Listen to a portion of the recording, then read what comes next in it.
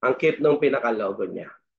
Okay, so again, good day. So this time we focus on another ISO standard, as I mentioned, that is 14001.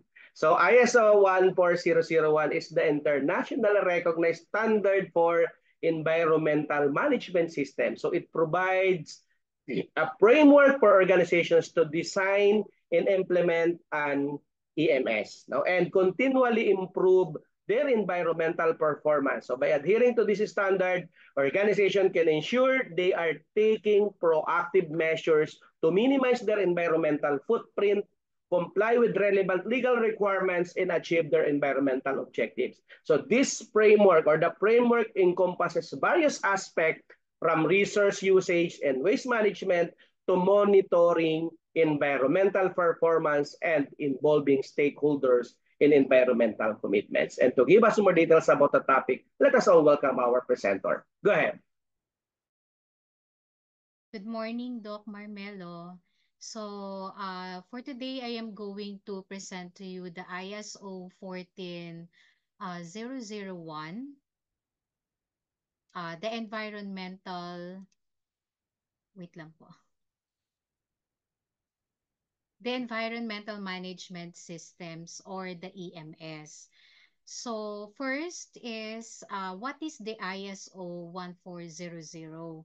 So, the ISO 14001 is one of the most successful management standards used by companies worldwide to improve their environmental performance and thereby save their resources and money, and it gained prestige among consumers.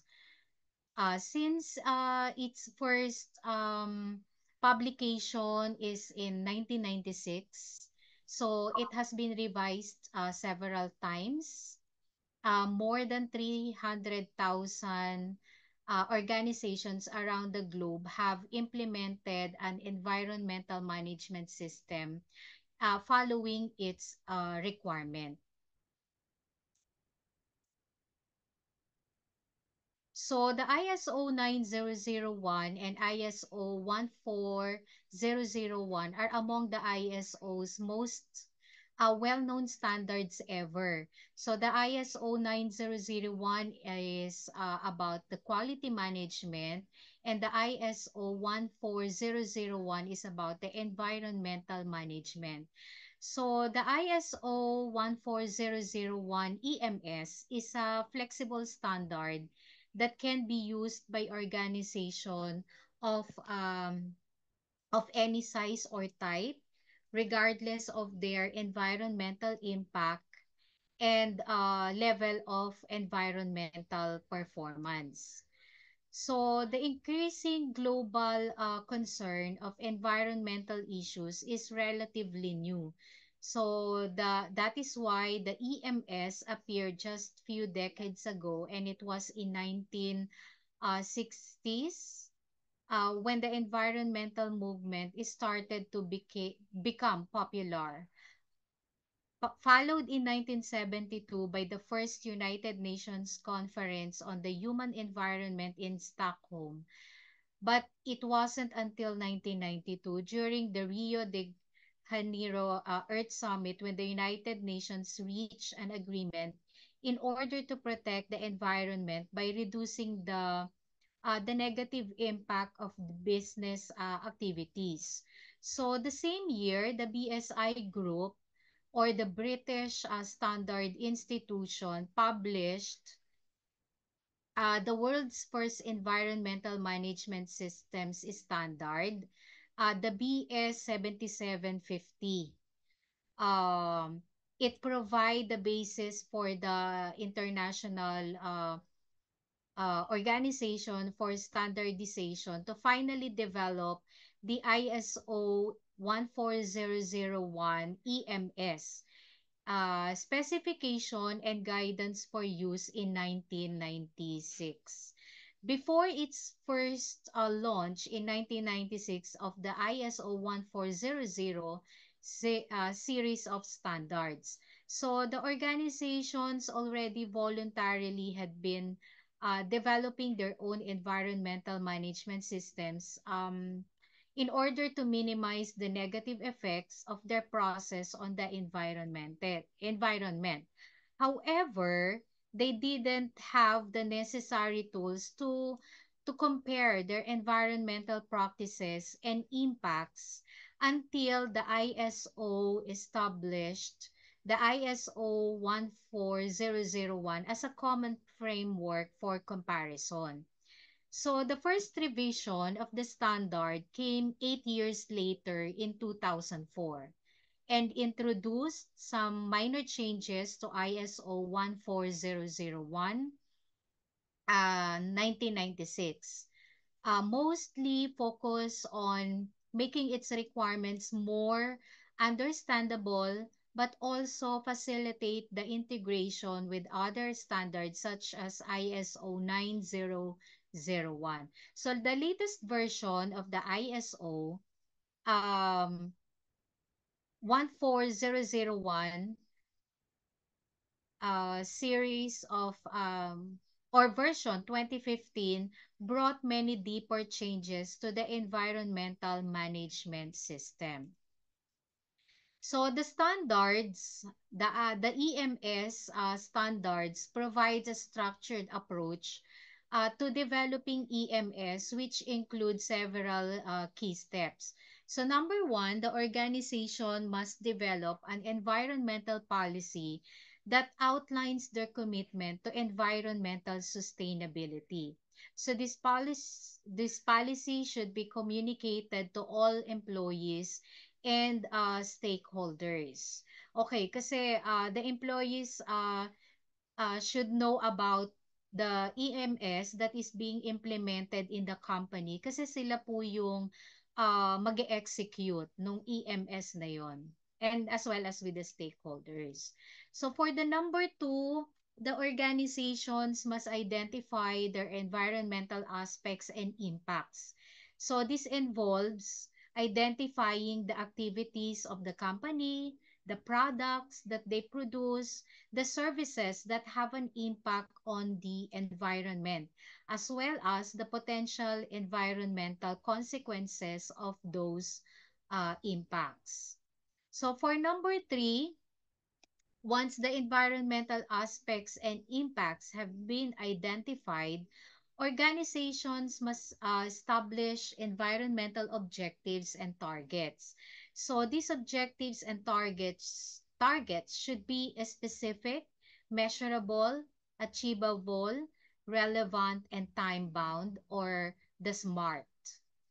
Number four, after setting the objectives and targets, the organizations must implement operational controls and establish monitoring and measurement systems to ensure that they are meeting their objectives and targets. And last, number five, finally, the organizations must review and continually improve their EMS. So this involves yung kanilang review para ma-check nila and to improve ay they have to conduct regular audits. And then after that, they need to review yung kanilang EMS to ensure that it remains relevant and effective. And if necessary, pwede rin po silang gumawa ng mga changes or improvements. So how to get an ISO 14001 certification? So number one, you have to, the company have to develop an EMS that meets the requirement of the ISO 14001 standards. So it involves identifying your organization's environmental aspects and impacts to the community. You have to set your environmental objectives and targets and implementing operational controls to minimize your environmental impacts. And the number two is you need to implement the EMS and make sure that it's working effectively. This means that you have to include your employees you need to train them with regards to the EMS na dinesign nyo po for the company, and you have to monitor your environmental performance, and kailangan din po ninyong i-review if it is successful, and you have to update. So, EMS, what the organization does too. So it minimizes the harmful effects on the environment caused by the activities, to conform to applicable regulatory requirements, and to achieve continual improvement of its environmental performance. So the ISO 14001 is based on the plan, do, check, and act, or the PDCA cycle. So same with with Ma'am Yanessa, yung about sa food, meron din dito sa sa EMS. So the plan, do, check, act, which is also called the PDCA cycle, is a cycle for improvement that was originated and was made popular by two of the fathers of modern quality control, which is Sir Walter Shewhart and Edward Deming. The cycle is used when implementing a change in order to improve a process. So this is the organizational coverage of the ISO 14001 2015. So we have the 4.0 and it includes the context of the organization. The 5.0 is the leadership. The 6.0 is about the planning. The 7.0 is about the support. 8.0 is for the operation. 9.0 is the performance evaluation. And 10.0 is the continuous improvement. So, ito po yung content ng 4.0, context of the organization. So, ito po is about the environmental aspects. So for the 4.1, understanding the organization and its context. Kumbaga ito po yung pinaka guidelines na kailangang sundin in making the yung sa EMS. And the number 2 is understanding the needs and expectations of interested parties. And number 3, determine the scope of the environmental management system. So under ng 4.3 is yung environmental aspects or the procedure to identify the aspects. So nandito din yung mga legal and other requirements na kailangan na when you are going to apply for the ISO. So objectives and targets, environmental management program, and then for the 4.4, nandito po yung mga resources, roles, responsibility, and authority, accountability and responsibility, the training, awareness, and competence, and then the communication. So, dito po nag-i-start yung yung planning for the plan, do, check, and act. So planning with or plan with reference to ISO 14001, this step involves establishment of environmental processes and the objectives that are necessary to achieve outputs in conformity with the organization's environmental policy. So for effective planning, a gap analysis is recommended as it allows organization to understand which process and products interact with the environment. So plan starting with the understanding the context of your organization and what the needs and expectations are of your interested. Okay, so in 5.0, the leadership, is you need to identify your real leadership commitment. Set, which is nandito under sa 5.1. And then set your environmental policy for the 5.2. And to guide your EMS, you have to identify the roles and responsibilities and authorities required for your EMS, which is under the clause 5.3. So the 5.1 helps the organization to identify their leadership commitment and clause. So allows you to set their environmental policy, and the additional roles, responsibilities, and authorities can be identified and defined as further recommendations outlined in clause 5.3. So planning continues as organization addresses the risk and opportunities within the EMS, including how the organization interacts with the environment and their legal compliance.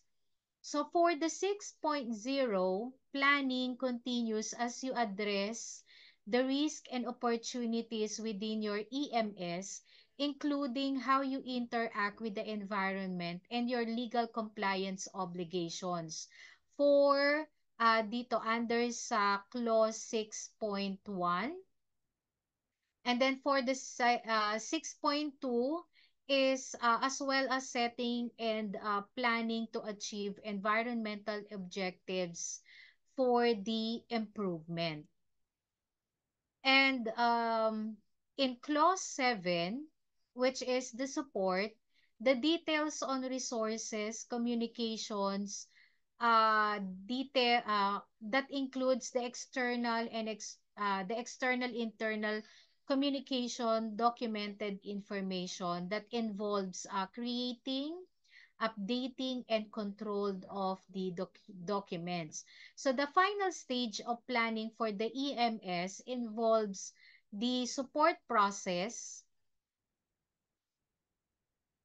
such as setting processes for assigning resources. So for the clause 7.1, and you have to identify the competence requirements in 7.2, and the awareness and the what awareness is required for the 7.3 within your EMS. So the process for the internal and external communication for the 7.4, and creating and controlling documented information for the EMS, which is under the 7.5 documented uh, information to complete the support processes. And then for the uh, do stage is we have the 8.0, which is the operation. So on clause 8, this is on operation goes into details on what processes are important to establish and maintain in order to have a strong and successful EMS. So the starting point is in establishing the operational uh, controls, which is in clause 8.1, needed to ensure that the process of the organization can function in such a way that the negative effects on the environment are controlled. So the final steps is to have the plans in place for emergency preparedness and response under the clause 8.2. Should Okay, so that is for the do. So this is an example of the life cycle perspective and energy efficiency. So we have here the stakeholders, the requirements, the designs, and then the systems. So you have to validate if you are we building the right thing. So meron tayo ditong transformation requirement development, so organizational requirements writing guidelines. Tapos, we have here the requirements. We have to validate again if do we have the right design. And then for this is for the transformation design. And then validation again, did we build the right thing? So overall, the design of the ISO 14001 in 2015 provides a system guidelines to form a system that is structured to cater the requirements of the stakeholder needs and expectations to drive a life cycle perspective and energy efficiency as pictured here. So for the check, which is in the under the clause 9, the performance evaluation. So this is the check. So the entire next section of the ISO 14001 standard is entitled the performance evaluation. The methods of uh, doing this are listed as monitoring, measurement, analysis, and evaluation in clause 9.1, and which applies to the key characteristics of the organization that can have significant impact on the environment as well as the evaluation of compliance. So the second method of checking included in the standard is the process of internal audits, which is in the clause 9.2, which is a systematic way to review the process of the EMS to validate that they are meeting the planned arrangements that are set out for them. So the final section of the performance evaluation involves having management of the organization review the information collected in the checking process. And this is called the management review clause 9.3. So for the final section of the standard is titles improvement. So this section includes dealing with the nonconformity and corrective actions in clause 10.2. So in order to fix the problems found during the performance evaluation. So this activity is done in order to react to the information gathered and make any necessary adjustments to the plans for the EMS. If a target has been met, then a new target can be chosen. So if there are problems reaching a target, then resources for the program can be reviewed and adjustments made. So these activities are completed with requirements for continual improvement on clause 10.3. As a way to ensure the EMS improves over time, this act phase allows the plans to be modified so that the cycle of improvement, plan, do, check, act can start again. So,